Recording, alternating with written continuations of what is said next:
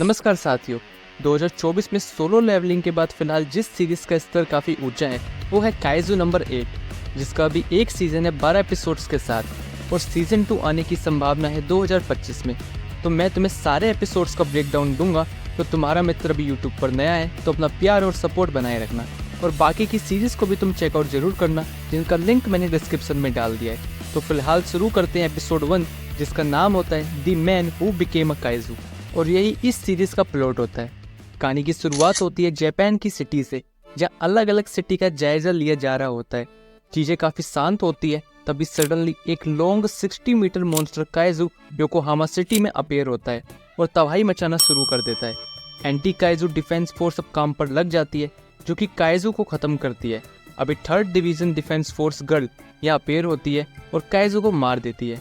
City में media और लोग ऑफिसर्स का वेलकम कर रहे होते हैं और हम मिलते हैं अपनी कहानी के मेन कैरेक्टर से, जिसका नाम होता है काफका हिबिनो। एक वेटरन क्लीनर मतलब अनुभवी क्लीनर रियलाइज करता है कि अब उनको काम करना पड़ेगा। अभी क्लीनअप क्रू काइजू को साफ करने लग जाता है। ये वो क्रू होता है जो मॉन्स्टर के मरने के बाद सिटी से उनको क्लीन करता है।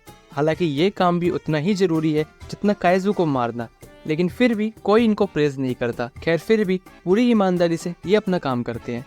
अभी काट पीट के दौरान एक क्रू मेंबर पर एसिड गिर जाता है। काफका उसके पास आता है और उसको संभालता है और कहता है कि वो इसका कंपेंसेट जरूर ले ले। तभी सुपरवाइजर काफका को इंटेस्टाइन को साफ करने को कहता है। काफका जाना तो नहीं चाहता क्योंकि ये पेट की वो जगह है जहाँ खाना पड़ा होता है पचाने के लिए, मतलब काफी बदबूदार जगह। काफका फिर भी चला जाता है और अभी दिन के एंड में काम खत्म हो जाता है। काफका अपने घर में होता है और वो टीवी में देखता है कि 27 ईयर ओल्ड कैप्टन मीना हाशिरो एक फेमस ऑफिसर डिवीजन 3rd की, जिसने काइजू को मारा और 100 ऑफ काइजू को मार चुकी है। ये देख हम काफका की मेमोरी में देखते हैं कि वो किसी लड़की से कह रहा होता है कि हम दोनों मिलकर काइजू पकड़ेंगे।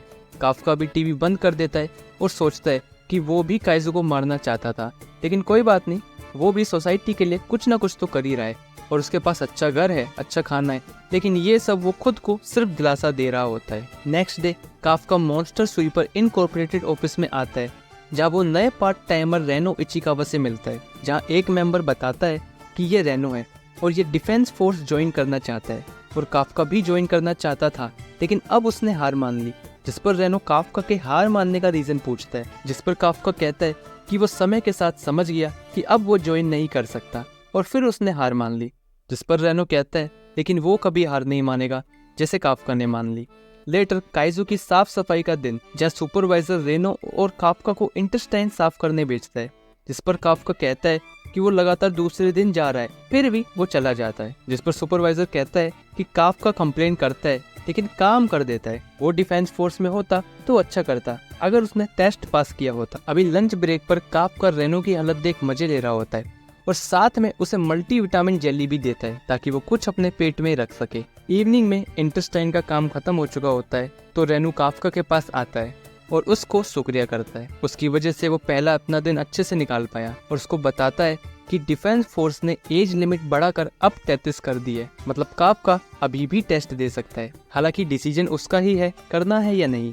जिस पर काफका रेनो को शुक्रिया करता है। इतने में एक काइजू अपीयर हो जाता है और वो रेनो को खाने ही वाला होता है, लेकिन काफका उसे बचा लेता है और रेनो को भागने को कहता है क्योंकि वो अभी यंग है और यंग लोगों की जरूरत है डिफेंस फोर्स। रेनो वहाँ से भाग जाता है। काफका भी खुद को बचाने की कोशिश करता है और एक बिल्डिंग से निकल जाता है। तभी हम फिर वही फ्लैशबैक देखते हैं जहाँ वही लड़का, जो कि दरअसल में काफका ही होता है, और उसकी दोस्त मीना आशिरो वो रो रही होती है क्योंकि उनका टाउन खत्म हो गया एक काइजू की वजह से, और वो अपने कैट के लिए भी दुखी होती है।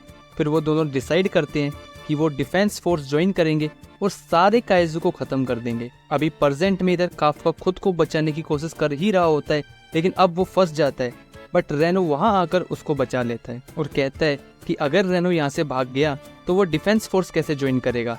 दोनों अभी काइजू के सामने होते ही हैं, तभी कैप्टन आशिरो वहां आकर उन दोनों को बचा लेती है और दोनों ब्रेव क्लीनर को हॉस्पिटल में भेज दिया जाता है। हॉस्पिटल में काफका खुद से कहता है कि आशिरो वाकई काफी स्ट्रॉन्ग है और रेनो काफका का शुक्रिया करता है उसकी जान बचाने के लिए और उसको डिफेंस फोर्स ज्वाइन करने की सलाह देता है। अभी काफका उसी फ्लैशबैक को याद करता है और खुद से कहता है कि वो ऐसे हार नहीं मान सकता और डिफेंस फोर्स ज्वाइन करेगा। तभी एक छोटा योजू उसके सामने आता है और काफका के मुंह में घुस जाता है और रेनो कुछ आवाज सुनता है और वो देखता है कि उसके सामने एक काइजू है। काइजू कहता है कि वो काफका है और दोनों चिल्लाने लगते हैं और उन्हें एक ओल्ड मैन देख लेता है और वो डिफेंस फोर्स को कॉल कर देता है और रेनो काफका को यहाँ से भागने को कहता है और यही हमारा एपिसोड खत्म हो जाता है। एपिसोड कैसा लगा कमेंट बॉक्स में जरूर बताना, अच्छा बुरा वो भी अपना फीडबैक जरूर देना। एफर्ट्स अच्छे लगे हो तो लाइक सब्सक्राइब शेयर जरूर करना और मिलते हैं नेक्स्ट वीडियो में। तब तक के लिए धन्यवाद।